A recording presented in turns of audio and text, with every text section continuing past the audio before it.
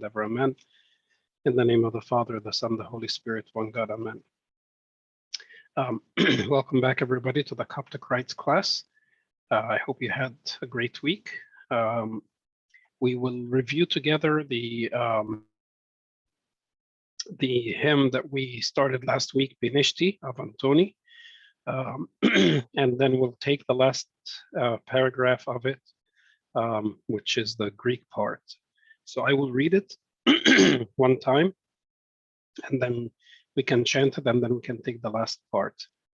Pinishti ava Antoni, nempi ethmi ava Pavli, nempi shumt eth owab Macarios, ava Ioannis Bikolovos, ava Bishoi, ava Pavli, nenioti eth owab and Romeos, Maximos nemdometios, ava Musi, ava Ioannis Kami, ava Daniel, ava Isizoros, ava Bachum, ava Shinuti, ke ava Bafnuti, ava Barsoma, ava Teji.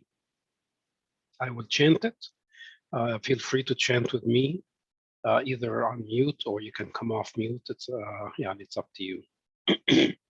Pinishti ava Antoni, nembeth mi ava Pavli, nembi shom tethoab Macarios, ava Ioannis Bikolovos,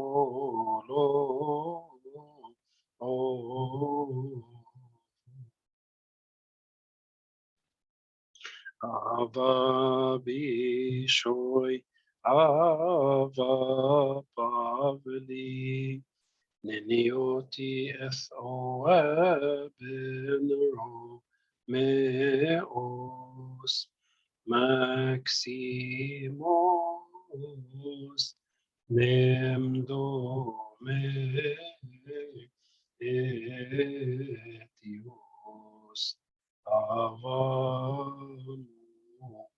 Musi, ava Ioannis Kami, ava Daniel,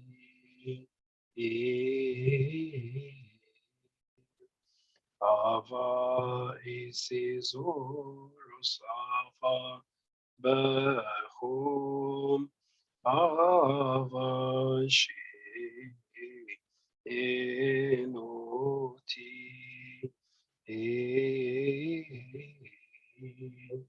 ke ava Bafnuti, ava Barsoma,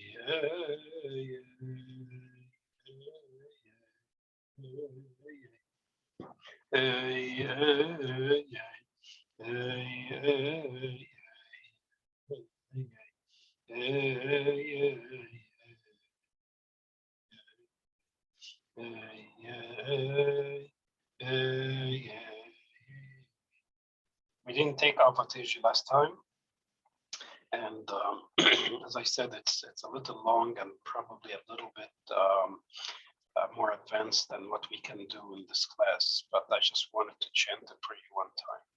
So now the last paragraph in this is actually Greek. So the first two paragraphs were Coptic, and the last paragraph is Greek. So if we can have some volunteers to read, maybe each person can read maybe 2 lines or something.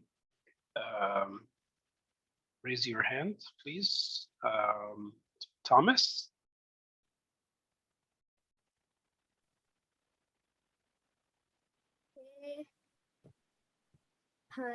Ton,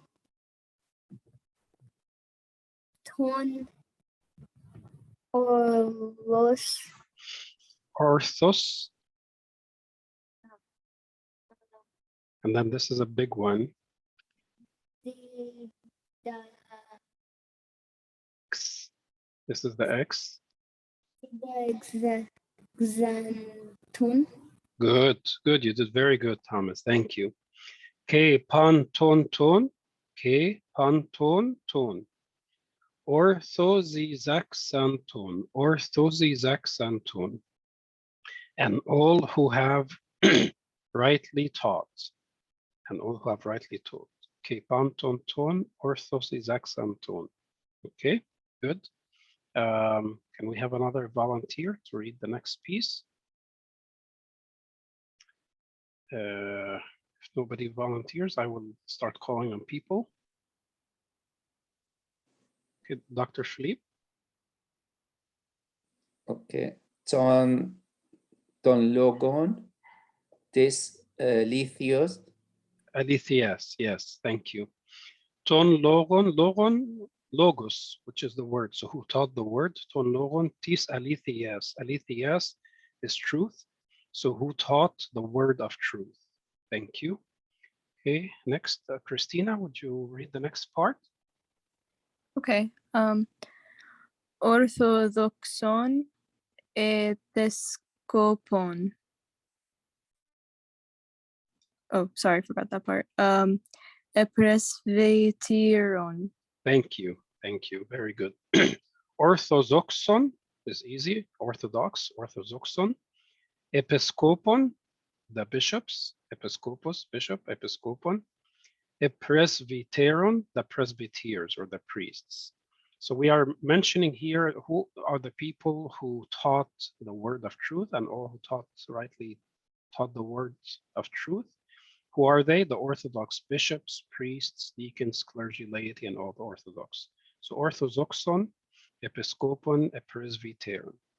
Okay, let's see somebody to read the next one. Mina? Yes. Okay.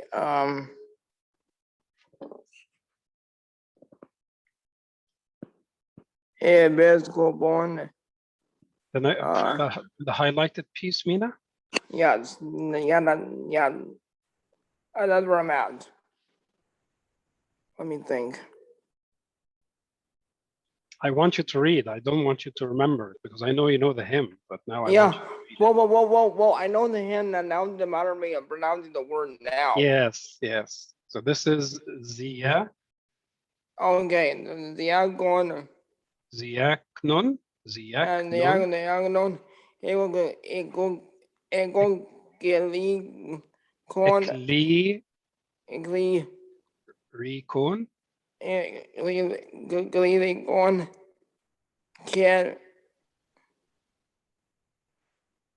Lai. Lygon. Yes, good. Thank you, Mina. Ziaknon, which is the deacons, Eklirikon, the clergy, K, and Laikon, the laity or the lay people. So everybody, of course, teaches the word of truth, including the lay people, the regular people. You don't have to be a deacon or a priest to teach, as long as you're teaching the truth. So ziaknon, eklirikon, ke laikon. Okay, Heidi, can you say the next part?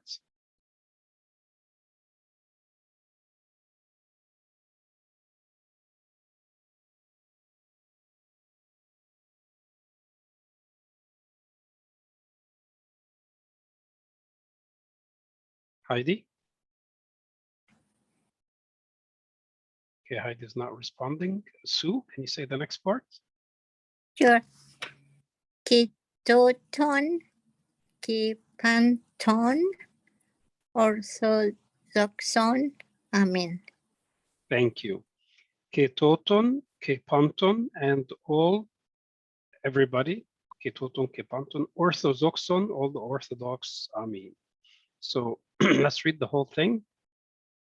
Kepanton ton, orthozizaxanton, ton logon, tis alithias, orthozoxon, episcopon, epresbyteron, ziaknon, eklirikon, kelaikon, ketoton, kepanton, orthozoxon. Amen.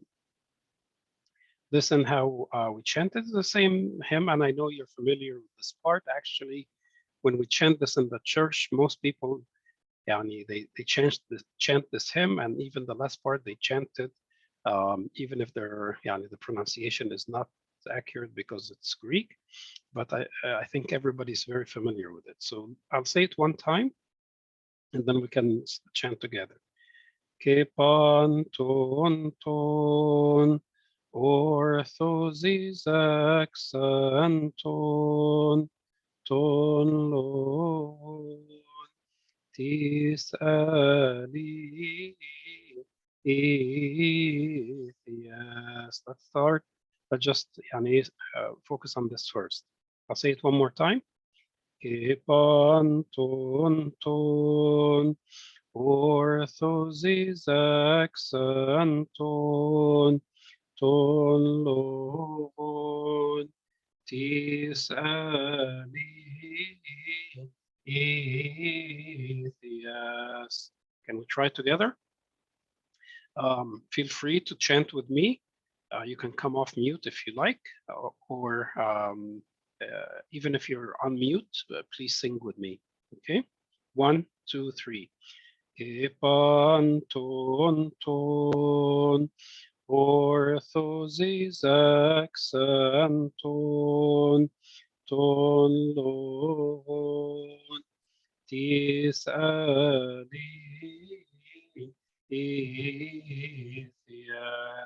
We'll say it one more time, and then we'll add the next part. Kepanton ton, orthozizaxanton, ton lon, tis alithias. Next part. Tis alithias,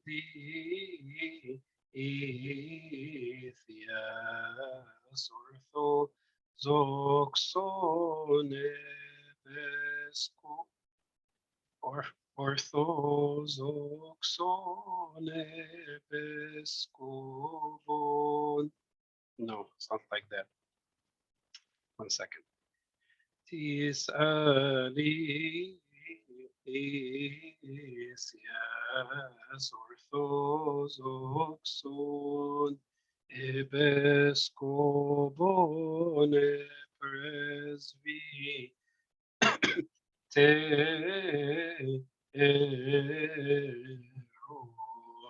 And then we continue.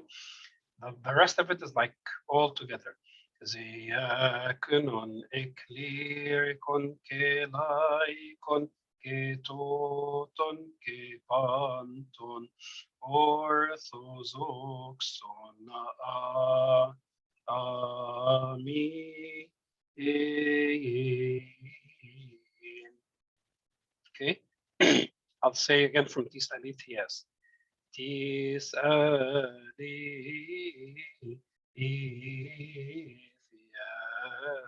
orthozoxon episcopon presbyteron, ziakonon eklirikon, kelaikon, ketoton, kepanton, orthozoxon, amen.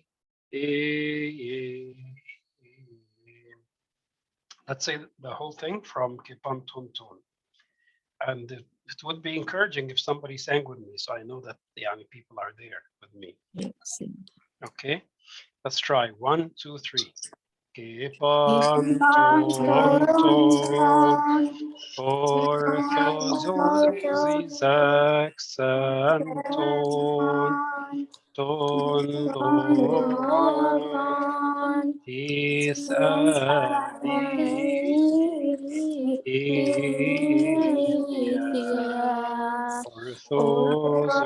orthozoxon ebeskogon eperesvi te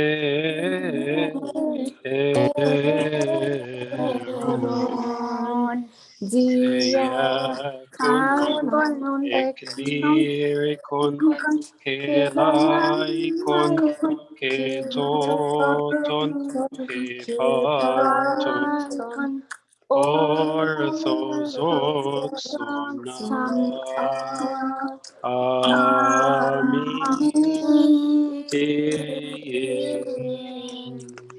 Good, good, good. Very good. Thank you, everybody. I think everybody knows this hymn, like I said, and it's a very nice hymn.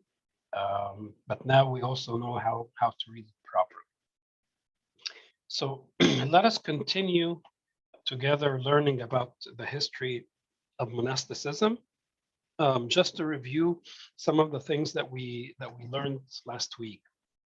We talked about monasticism and that monasticism is basically leaving the world and focusing on the worship of God, and that monasticism is accompanied by asceticism, which is like spiritual exercises.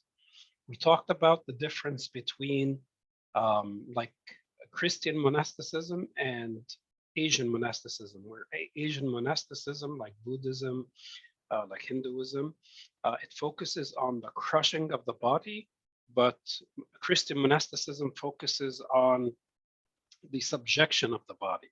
So we try to subject the body and allow the spirit to become more powerful than the body so that it can lead the body in spiritual exercises. And we talked about some of the early monastics, some of the early fathers.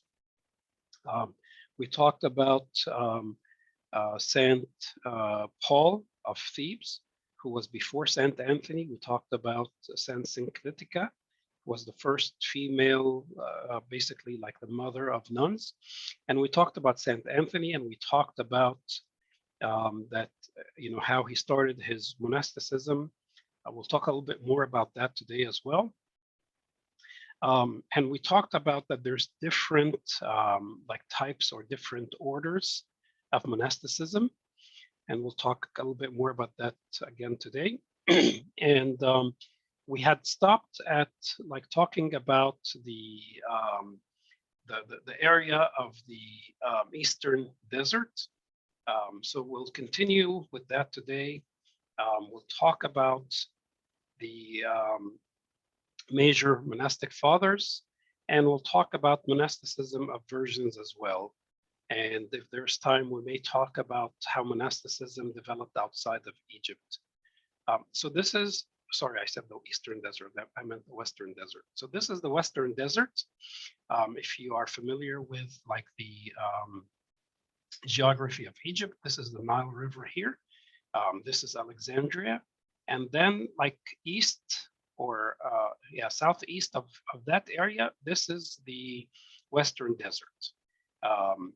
And this is where like today, the Wadi Natrun, the four famous monasteries, the monastery of Saint Macarius, monastery of Saint Bishoy, and monastery of the Sorian, and the monastery of the Paramos. These are the most famous monasteries in this area. So this whole area is the Western Desert, and this is where monasticism started. And there's three major areas in this area. There is the Mountain of Mitria.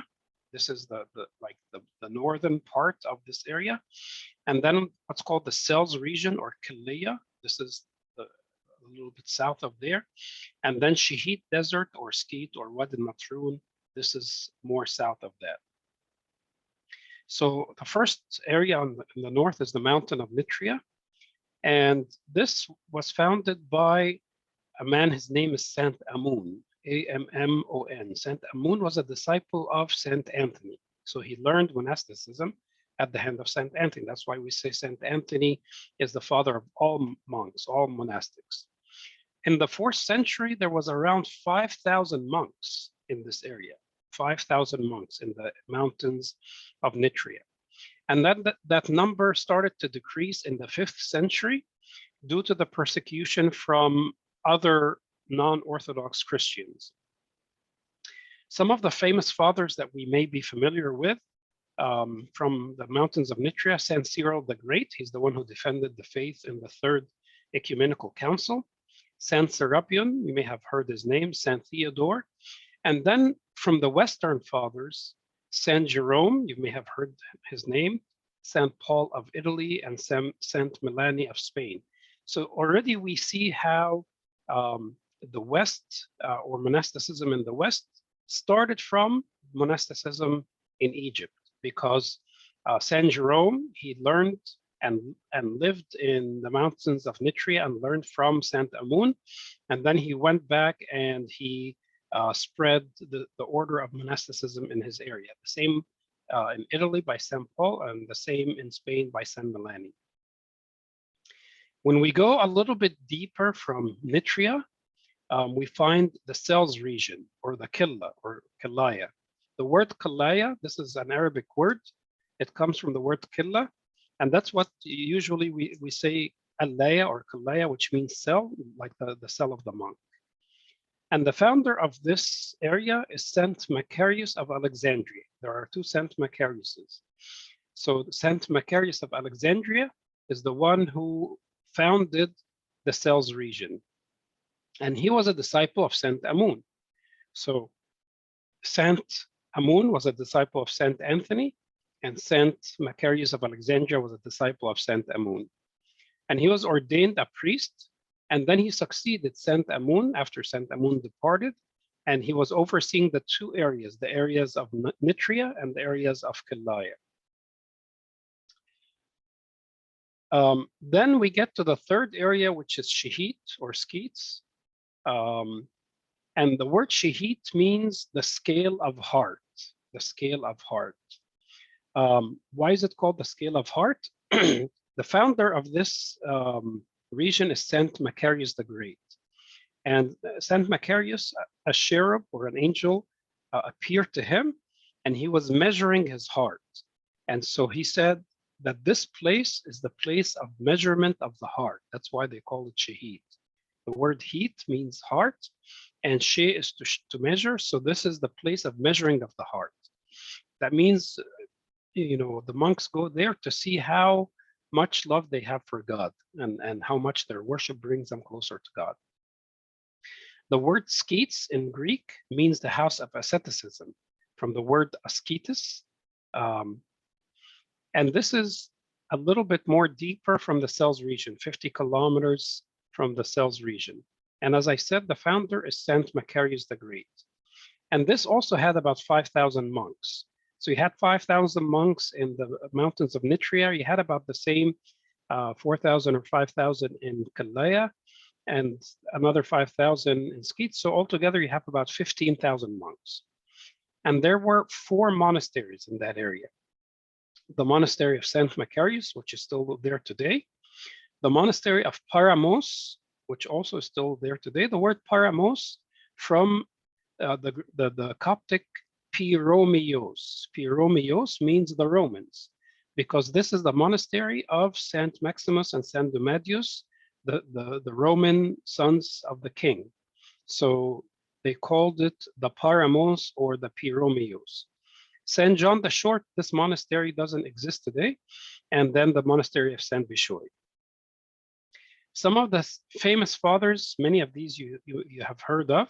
Saint Bishoy, the beloved of Christ, who washed the feet of the Lord. Saint John the Short, who we spoke about last week, and we said he's the prime example of blind obedience. Saint Isidore. Saint Isidore is the abbot who taught Saint Moses the Black, or Saint Moses the Strong, how to become a monk. He was his father. So of course, Saint Moses the Strong was there. Saint Shishoy or Saint Sisios, and Saint Maximus and Saint Domedius. These are just some of the famous fathers, and like I said, most of them I'm sure you've heard of. I have a question. Yes. What happened to the monastery of St. John the Short? It was abandoned, and then later on, the monastery of the Surian was built instead. So now let's talk a little bit about some of the monastic fathers. Saint Anthony the Great, we mentioned him, or we talked about him last week, but we'll talk a little bit more. So he was very wealthy. After his father departed, he inherited a great wealth, about 300 acres. And at that time, wealth was measured by how much land you have. So he had so much land. He was very rich, 300 acres. And he had a younger sister. And one day he went to the church and he listened to the gospel reading. And it was the story of the Lord Jesus Christ when he was speaking to the rich young ruler. And he told him, if you want to be perfect, go sell what you have and give to the poor, and you will have treasure in heaven, and come and follow me. So Saint Anthony took this as a direct message to himself. And he said, okay, if I want to be perfect, then I need to go sell what I have, give it to the poor, and follow the Lord. So he started doing that. But then he wasn't sure what to do. Like, how do I go follow the Lord? And what will happen after these things? So he was like a little bit not 100% sure. So when he went back to the church the following Sunday, he heard the gospel reading, and the passage that stuck to him was, do not worry about tomorrow, for tomorrow will worry about its own things. And so with these two verses, he decided that he is going to follow according to this commandment. And so he sold everything that he had, he gave it to the poor, and then he reserved some of this money for his sister, and he took her and he put her into a house for virgins so that she can live there, and with the money that he reserved for her, she can continue to live in the world, while he left the world and went out, leaving everything behind. And then he started to visit like elders who lived the life of solitude. So again, Saint Anthony was not the very first monk, but he's the one who established monasticism. So there were people before him, as we already mentioned, including Saint Paul of Thebes. So he started to go and visit these elders who lived by themselves and to learn from them and to start to imitate them. And so he lived at the beginning on the outskirts of the town, so just outside of the town. And then he moved from there to live, further away from the town and from the people, but still on the banks of the Nile. And then after that, he left the Nile and he started to go into the desert, and he lived in an old fort in the area called Pispar. And then after that, he went even further into the inner desert. So this was the progression of his monasticism. During his monasticism, he went down to Alexandria 2 times. The first time to strengthen the martyrs against persecution, and the second time to preach against Arians. Who are the Arians? Arius was a heretic who started to teach that Jesus Christ is not the same as God. He's not equal with God. He's not equal with the Father. He's like a lesser God.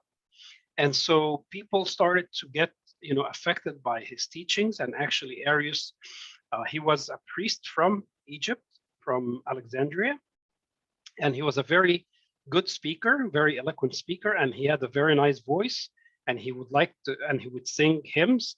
And so he would compose hymns that had these teachings in it.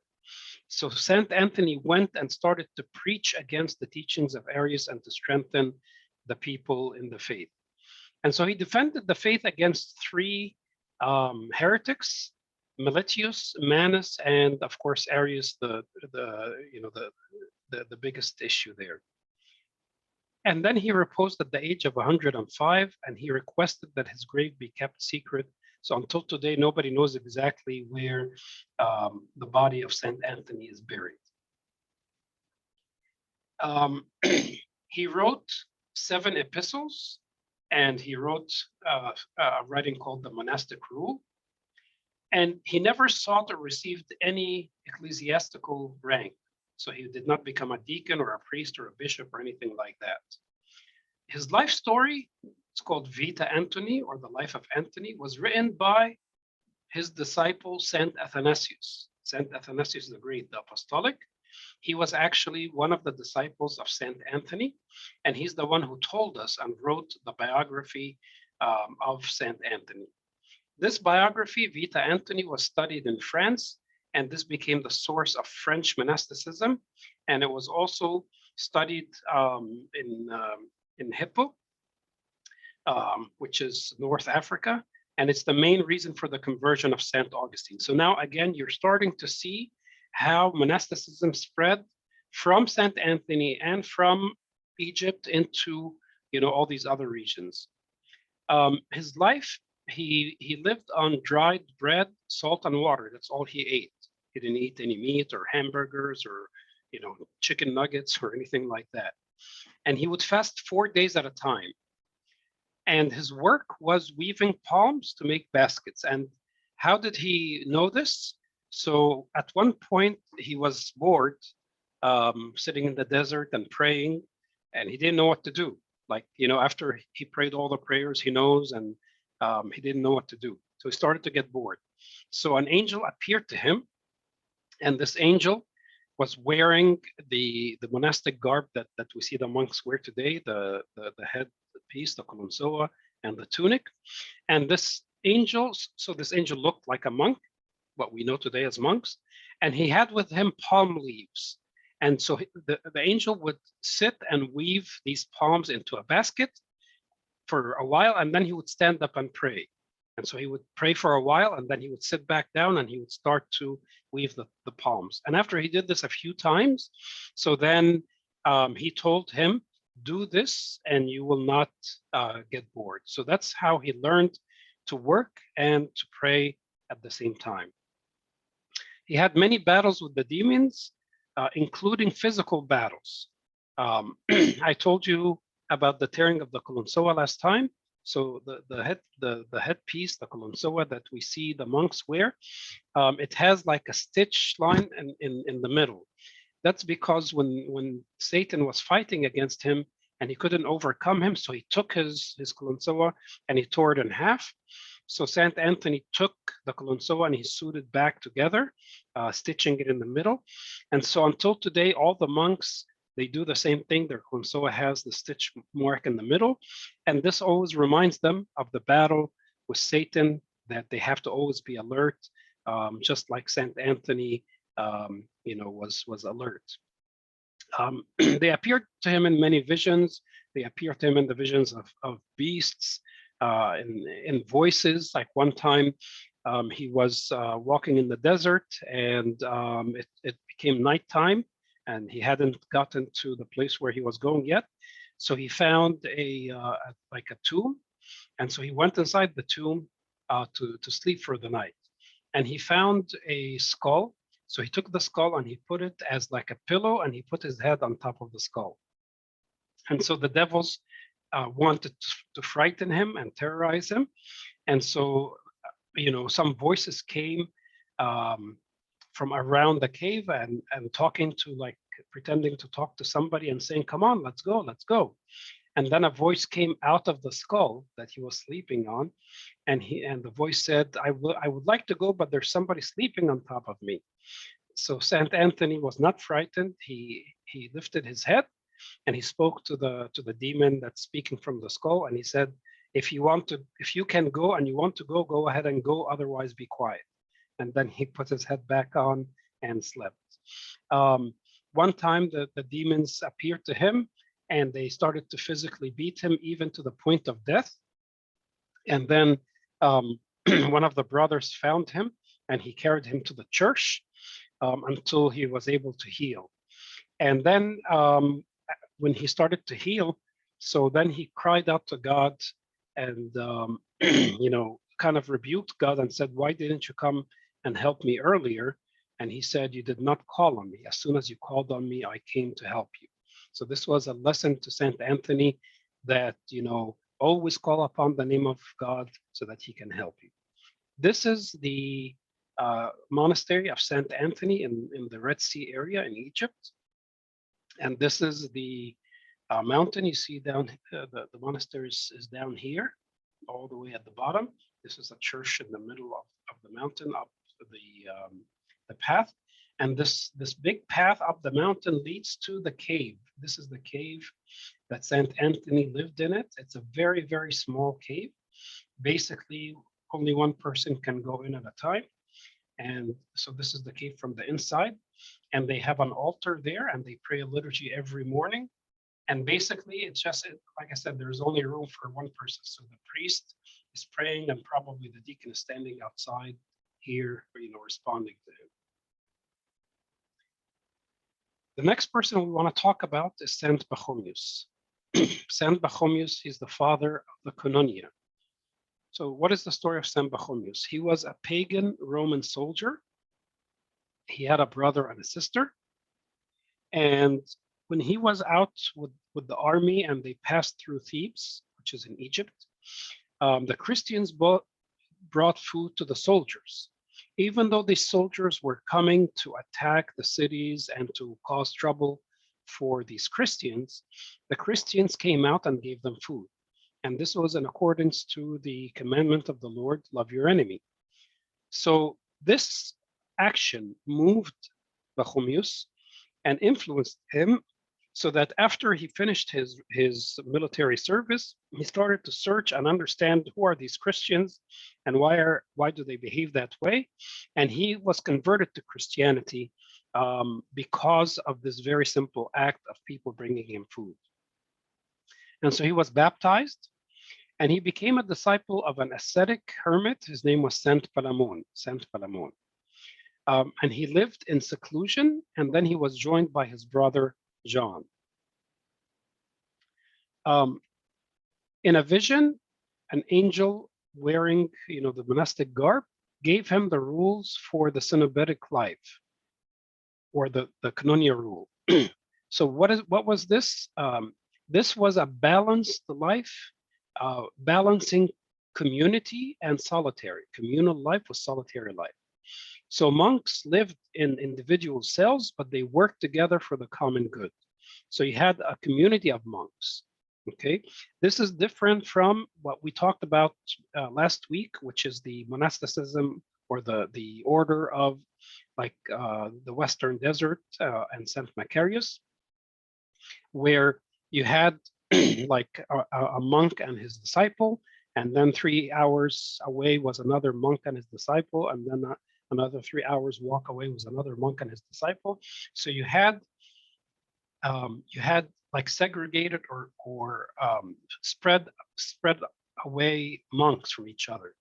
In this order, the monks lived closer together. Each one has his own cell, but they lived in a community, which is the basis for the monasteries that we have today. And he put together very strict rules. So he gave everybody the same food and the same attires. They all looked the same. They all dressed the same. They all ate the same food. They had tasks called obediences that were assigned to them.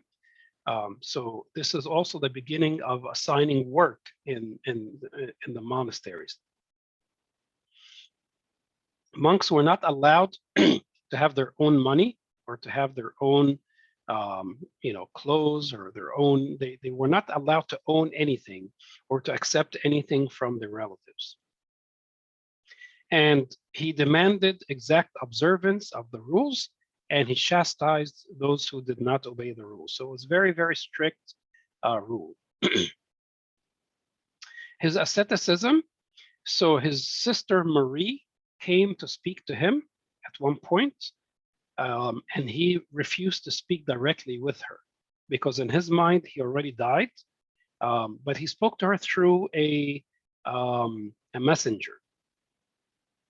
And she started to talk to him about her desire also to live in a similar fashion like him as a monastic.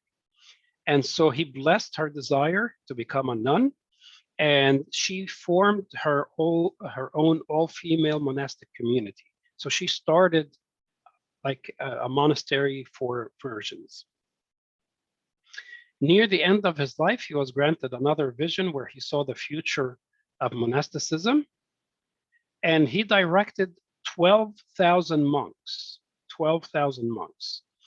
He died at the age of 53, and the rules of Saint Pachomius was translated to Latin by Saint Jerome. So again, Saint Jerome collected from Saint Macarius and from Saint Pachomius, and Saint Benedict. So the Benedictine monks, their founder is Benedict.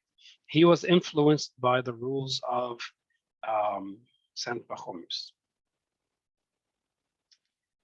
The rules and the organization of the Pachomian Koinonia. So how, what was the structure? So each monastery was like a village, okay? And each village had 40 brothers, 40 monks who had all the same craft. And so you had houses. You had like a house of bakers. So all the bakers lived together in a house. You had the house of cooks. You had the house of cobblers. You had the house of scribes, etc. So each house had like 40 brothers, and they all lived under a superior, like an abbot, assisted by a second. And each tribe was 3 to 4 houses, and each monastery was 10 tribes. Okay, so very, very organized. Like we said, it's like military style. So each monastery had about 1,200 to 1,400 monks, each monastery. How many monasteries do you think were under the guidance of Saint Pachomius? Who can take a guess? 4. 4? 10. 100. 100 is ridiculous. 10 is more reasonable. Actually, there were 9 monasteries for men and 3 for women, under the guidance of his sister, Saint Marie. So altogether, there were between 14,000 and 17,000 monastics in the area of Saint Pachomius. And they all gathered once a year to celebrate the Feast of the Resurrection. So I can't imagine how 12,000 people, 14,000 people or so were gathered together. Of course, not necessarily that every single one of them went, but many of them went to celebrate the Feast of the Resurrection together. This is the monastery of Saint Pachomius in Upper Egypt. The next person that we want to speak about is Saint Chanutah, the Archimandrite. And he's also in Upper Egypt. So before we go forward, so you have Saint Anthony. He was in the east, by the Red Sea, and he established the monasticism in the Western Desert. And this is the monasticism of Saint Amun and Saint Macarius of Alexandria and Saint Macarius the Great. This is all in Lower Egypt, or the north side of Egypt. In Upper Egypt, which is the south, you had many other orders, primarily Saint Pachomius and Saint Chanutah. So Saint Pachomius, as we talked about, was mainly concerned with organization, like military style. Saint Chanutah, his order is focused on service, and we'll see that. So Saint Chanutah, he was born in a city called Akhmim, and his parents were Christians, and he was a shepherd. And when he was going out to shepherd, to take care of the sheep, he would pray until sunset. He would fast and pray until sunset, and many times he would give his food to the other shepherds. So his parents noticed this difference in the way that he conducts his life, and so they sent him to his uncle Abba Bigol, or Saint Bigol. He was an abbot of the Red Monastery, and Saint Bigol prophesied that Chanutah would not only become a monk, but he would become a father of monks. And he ordained him as a monk in the Red Monastery. And then he became later the head of that monastery after Saint Bigol reposed. So that was the Red Monastery. And then Saint Bishoy founded another monastery. It's called the White Monastery. So there are two monasteries for Saint Chanutah, the Red Monastery, which was founded by Saint Bigol, and then the White Monastery, which he founded himself. Saint Chanutah was a scholar in Coptic studies and in theology, and he prophesied about the use of the decline of the use of the Coptic language in the churches, which is what's happening today. So Saint Chanutah, foresaw that many years ago and prophesied about it. He supported Pope Cyril in Ephesus in the Third Ecumenical Council, and he refuted Nestorius. Nestorius was the heretic who was judged in the Third Ecumenical Council in Ephesus. And there are some stories that Saint Chanutah slapped Nestorius when Nestorius kept on going on and on and on. Nestorius was preaching against basically the separating the divinity and the humanity of the Lord Jesus Christ, and claiming that Saint Mary was not the mother of God, but was the mother of the man, Jesus. So she gave birth to a man, and then this man later, the Holy Spirit descended upon him, and then he became God. And so he separated the humanity from the divinity. And this, of course, is a heresy. These are the two monasteries. This is the Red Monastery, the more ancient one, and then this is the White Monastery. The monastic rule of Saint Chanutah, like I said, is focused on service. So outside the monastery gates, he built special houses for the novices, those who wanted to become monks. And so they spent certain periods of time being tested. And this may be the beginning of like the testing period, like it was done before, but to be kind of organized was perhaps the work of Saint Chanutah. And when they passed the test before they were ordained, they had to take a special vow. And this, again, this is something that now all monks do. Before becoming monks, they have to take a vow. And so he combined both the cenobitic and the hermetic lives together. And for the first time, he opened the monastery doors for people to come and pray inside the monastery. So this was not done before the time of Saint Chanutah. When monks went and they prayed in the monastery, it was closed. It was for the monks only. People did not come and attend. But with Saint Chanutah, he allowed people to come and they attend the Vespers and the midnight praises and the liturgy, and he would teach them, he would give them sermons, and he would offer them food. So the agape meal that many churches, they offer to people after the liturgy before they go home, this was started by Saint Chanutah. Because they are going to leave the monastery, they're going to go home, maybe they don't live very close, and so there may be some distance. Also, they may be poor and they don't have a lot of money, so he gives them this food as like an agape meal. He provided special care to educate the monks and nuns so that they are not just ignorant, but they understand and they can read and write. And not only to the monks, but even the villages around the monasteries. He offered healthcare. This may be like the first system of healthcare, maybe even in the world, was started by the order of Saint Chanutah. So he would basically set up like a clinic, like if one of the monks was a physician or a nurse or something like that. So the people would come and he would examine them and give them medicine. He also founded 2 schools for teaching scribing, like how to write manuscripts. And the word Archimandrite, because we call him Saint Chanutah the Archimandrite, it means he's the superior of all the monasteries. So we will talk now about the monasticism of virgins in the next maybe 5 minutes. So the monasticism of virgins was in several stages. The first stage was in the houses.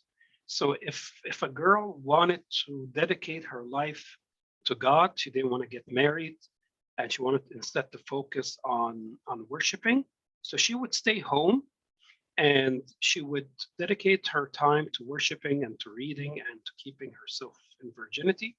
And we have an example, the oldest example we have of this is in the book of Acts chapter 21. We have one of the saints, his name was Philip, and he had 4 daughters who were virgins. And this is mentioned in Acts chapter 21. The second stage was instead of each virgin being in her own house, they would set up a house for virgins under the church's supervision. And so these virgins would go and they would live together in that house. And this is what happened with the sister of Saint Anthony. He left her in one of those houses, and actually she became the abbess or the head of that house later on. Saint Amun, also the disciple of Saint Anthony, he was married, and when he wanted to go into the desert, so he took his wife and he put her also in one of these houses for virgins. Saint Synclitica, whom I mentioned a few times already, she is considered the mother of monasticism for virgins, and she lived in a crypt. So that was like basically the third stage is now, instead of just being in a house, but they go and venture into something a little bit different. And that's what became the basis for the Virgins monasteries or the nunneries. Who is the founder of nunneries? I already mentioned his name, and it was his sister that really started it with his blessing. Who remembers? We just spoke about him. San Pachomius. Yes, San Pachomius. So San Pachomius, he started the first nunnery, and it was headed by his sister, Saint Marie, and there were 3 monasteries there, and there were about 1,200 nuns in those 3 monasteries. Saint Chanutah also started one monastery for nuns, and there were about 1,800 nuns in there. And there were many others in Upper Egypt, even to the point of at one point there was about 20,000 nuns in Upper Egypt. Outside of Upper Egypt, so in what we call Lower Egypt, we have Saint Demiana and the 40 virgins that lived with her. So that was another center for monasticism. And there were some other nunneries in different parts of the land. And in Cairo, which was, I know that Cairo today is the capital of Egypt, but back then Alexandria was the capital. So in Cairo, there were 7 nunneries. In Alexandria, which was the capital, there were many nunneries, some of them which we may have heard of, the monastery of Zugag, the monastery of glass, and this was established by Saint Anastasia in the 6th centuries. Today in Egypt, there are a total of 6 nunneries in Egypt. Some of the ones that are famous, like the monastery of Saint Demiana, that's the monastery of Saint Demiana there. And this is the church of Saint Demiana. This is the tomb of Saint Demiana. So the altar is on top of the tomb of Saint Demiana. And you see the tomb is very large because it's Saint Demiana and the 40 virgins, they're all buried down there together. This is the monastery of Saint Abu Sifin. Also another famous one, if you've heard of Tamav Irini.